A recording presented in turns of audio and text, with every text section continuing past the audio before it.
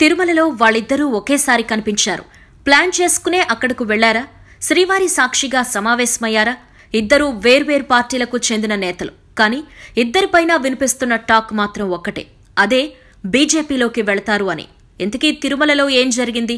కొన్నాళ్లుగా కేసీఆర్ కారణంగా అన్యాయానికి గురయ్యారు అనే వ్యక్తి ఒకరు. కేసీఆర్ కక్ష సాధింపును ఎదుర్కొని తెలంగాణ పులిలా గర్జించింది మరొకరు. మదిలో అంతర్మథనం ఇద్దరినీ ఒక్కటి చేసిందా? ఏం జరిగింది? తెలంగాణలో ఇప్పుడిదే హాట్ టాపిక్. హరీష్ రావు, రేవంత్ రెడ్డి ఇద్దరూ కలిశారు అన్నది నిజమో కాదో తెలియదు.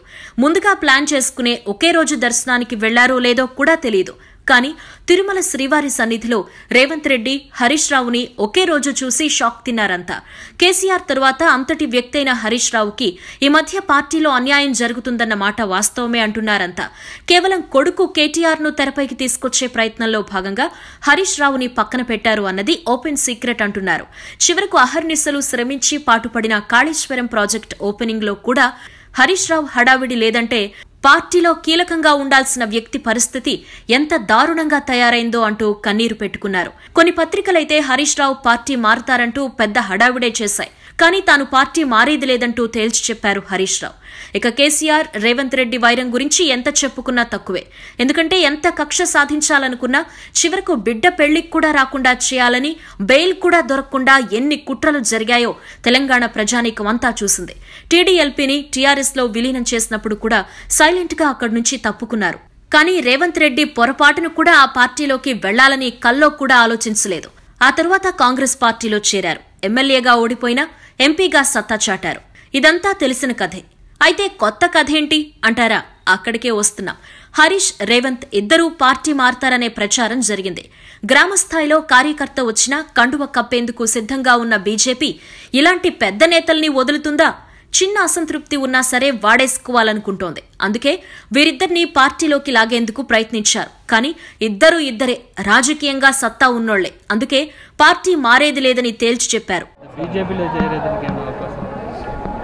అందుకే దేవుని దగ్గర ఏదేదో మాట్లాడతారు. ఏం పని ఉంది బీజేపీలో? నరేంద్ర మోడీ ఉన్నాడు కదా.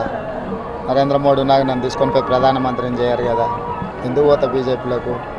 బుర్రుండేవాడేవాడని పోతాడా బీజేపీలోకి? కాబట్టి ఇట్లాంటి బుర్రలేని చర్చలు వాళ్ళు కొన్ని పెడుతూ ఉంటారు. వాళ్ళు వస్తున్నారు, వీళ్ళు వస్తున్నారు, అయిపోయింది అని. ఇట్లాంటి బుర్రలేని ఆలోచనలు నేను చేయను. ప్రజలు నన్ను ప్రశ్నించే గొంతుకనుగా పార్లమెంటుకు పంపించారు.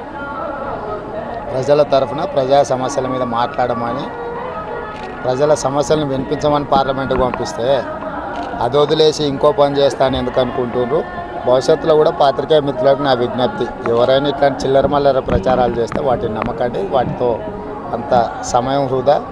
అదేవిధంగా ప్రజా సమస్యల మీద పార్లమెంట్లో ఖచ్చితంగా ప్రజలు నాకు ఇచ్చిన బాధ్యతను నెరవేరుస్తారు. ధన్యవాదాలు. అయితే అనుకునే కలిశారో అనుకోకుండా కలిశారో కానీ ఒకే రోజు తిరుమలలో తేలిన వీళ్ళిద్దరూ ఎవ్వరికీ తెలియకుండా సమావేశమయ్యారు అని సమాచారం. మరి ఆ మాట నిజమేనా? నిజంగా మీటింగ్ పెట్టుకుంటే ఏం డిస్కస్ చేశారు?